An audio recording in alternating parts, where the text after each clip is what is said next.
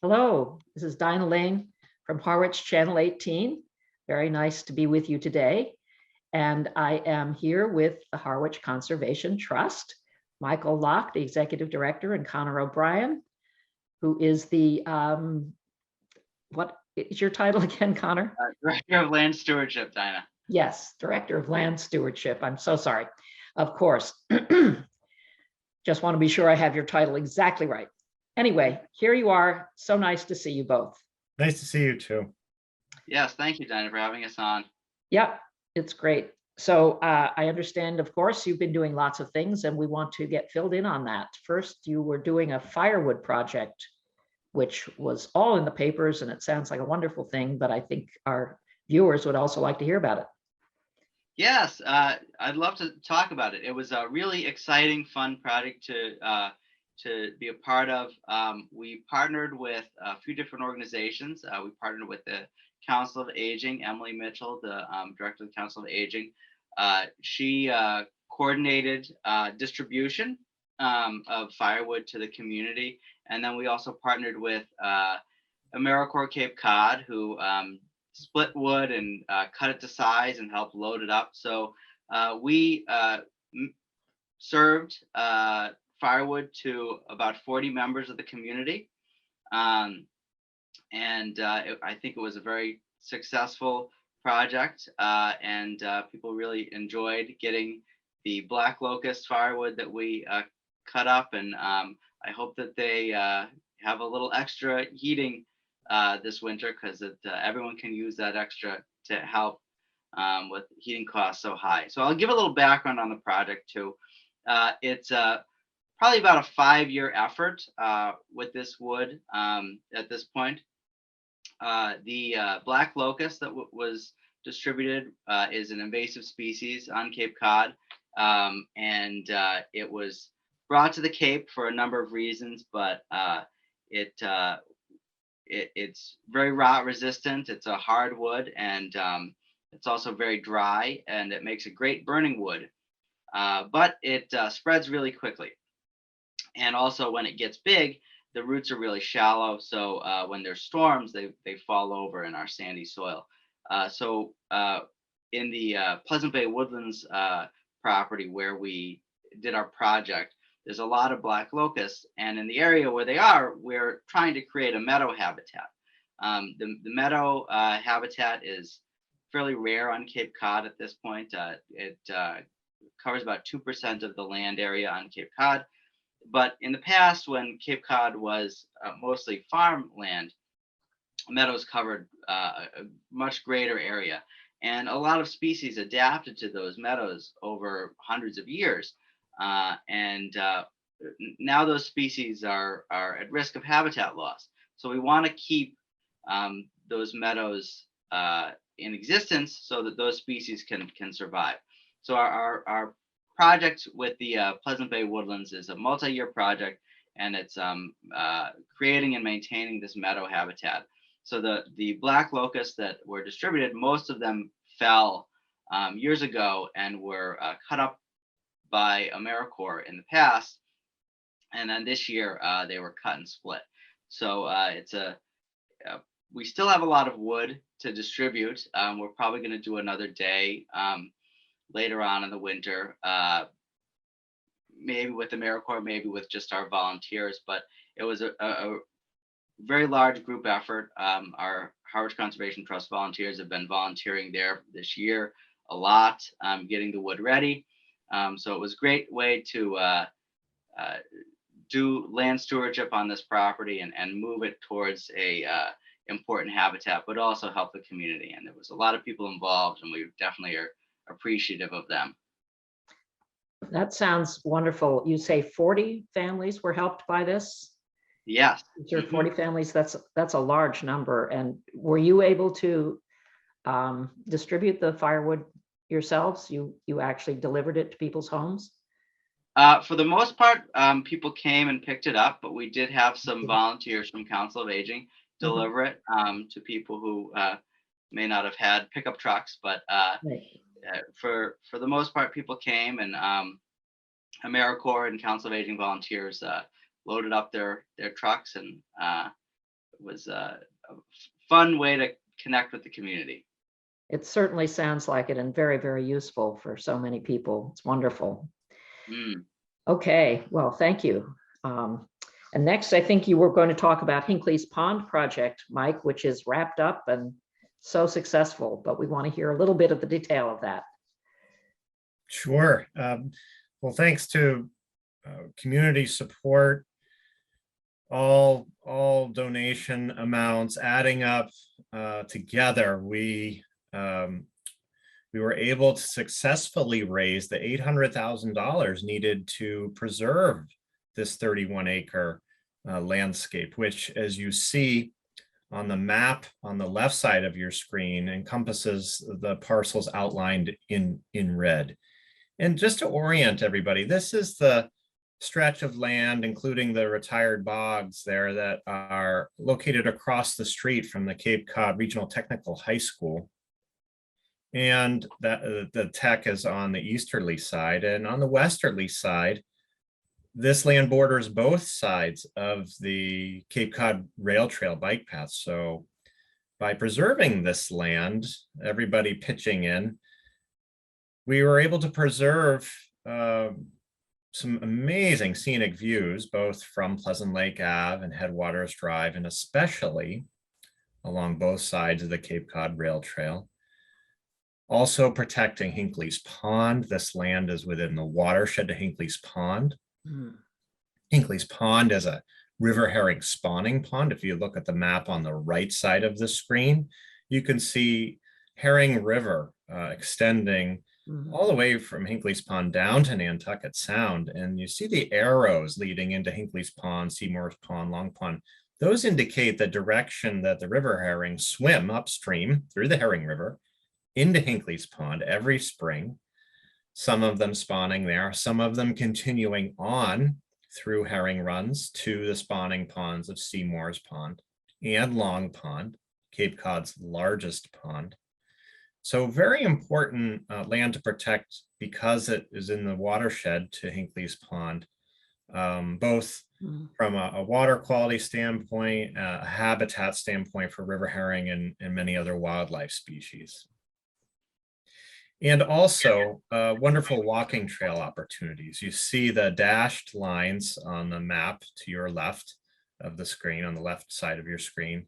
Those indicate the trails around those bog areas. Now recall that the owner, the Jenkins family, they held their last harvest in October 2020 because they found it economically infeasible to continue farming. We're seeing so many cranberry farmers, unfortunately, looking to exit the market because of cranberry oversupply from places like Wisconsin and other places in the Midwest, from Canada as well.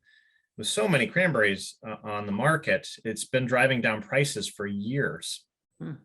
In addition, it's been difficult for farmers to find enough labor, and costs to operate farms have gone up while prices for berries have gone down. So it's been an unsustainable agricultural option for many farmers, and they look for ways to transition out. Their choices are, well, sell the land for development or sell the land for conservation. Unfortunately, the Jenkins family chose the conservation direction by working with HCT.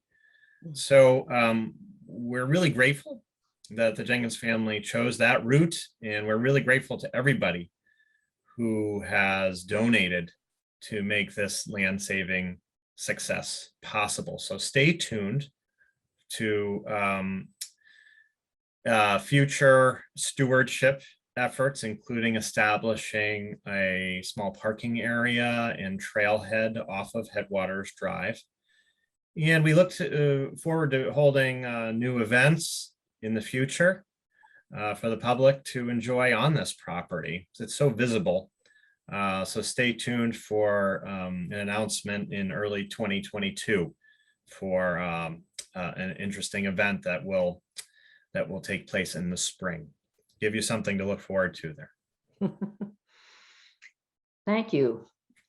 Thank you very much for that report, and the map, I think, is very helpful for people to see what's going on, and for your history too about the cranberry farming, because I know everybody hears a lot about how sad it is that the cranberry farms are disappearing on the Cape, but it does help to have some idea of some of the factors that are going into that. So thanks very much for explaining that. Okay, so we also want to hear about your preschool walks. I think, Connor, you were going to take that one, right? Yes. So speaking of events, one of our winter events that we have going on is the Preschool Explorer Adventures. And these are held by naturalist Andrea Higgins, who has been doing these family-oriented walks in our conservation lands in Harwich, and has been really developing a nice community and developing future conservationists. Kids who love nature and appreciate the outdoors. So we will be having these walks Tuesdays in January. Even though it's chilly out, families are still welcome to come and just make sure they bundle up. As they say, there's no bad weather, just bad clothing. But anyway, Poor prep. these walks, yes, these walks are will be featuring different conservation lands around Harwich, and they're a really great way to foster play in the outdoors, creativity, and curiosity of nature.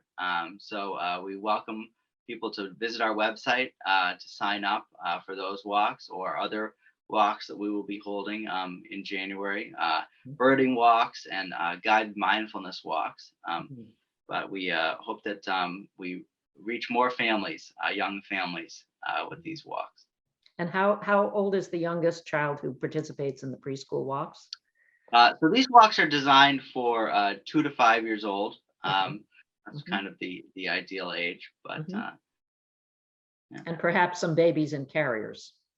Yes, there has been definitely. Start them really young. Yes. Yes. Okay, well, that's lovely. And finally, Mike, you were going to talk about a Robbins Pond project, which we want to learn all about, or at least as much as you know right now. Sure, yes. Sharing screen again. This is great. Thank you. Yes, so this is a really exciting land saving opportunity. Here we go again, right? Another land saving opportunity before us, and again, to protect one of our precious kettle ponds, right? We're so lucky in Harwich and on the Cape to have so many of these kettle ponds. Yes. Strewn across like a necklace of blue sapphires, just sparkling, like in this aerial view here, the top photo provided by HCT volunteer Steve Furlong, who is actually an FAA certified and insured drone pilot. He's been taking some wonderful aerial photography. This property is 3.3 acres with 660 feet of shoreline. Wow. On Robbins Pond. That is rare in Harwich. That is rare anywhere on the Cape. And what is the best way to protect the health of our local ponds? It's to preserve the surrounding lands in their watershed, because we know that the development that takes place in these watershed lands can send nutrients through the soil into groundwater, which can then enter these ponds and cause problems for water quality. So we're excited about this opportunity to raise $350,000 to save this land on Robbins Pond. You see the photo here, the second photo down, with the 3.3 acres and the shoreline circled in red.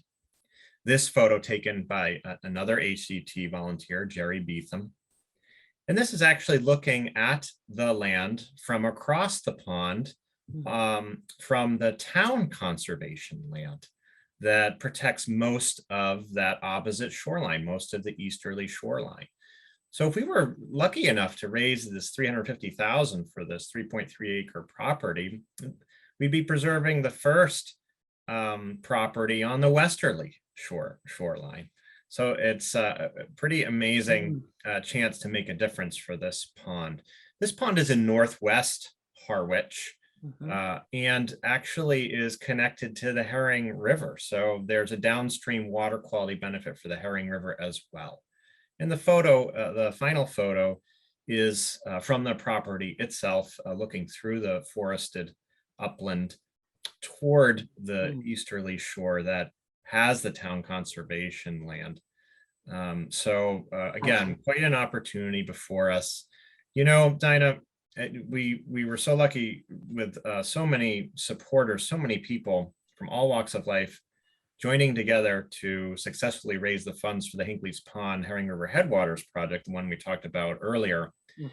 And gosh, we thought, golly, we got to give everybody a break and give everybody a fundraising rest. But, you know, then we thought about it. There is so much development pressure happening right now around every corner, it seems, that we can't wait.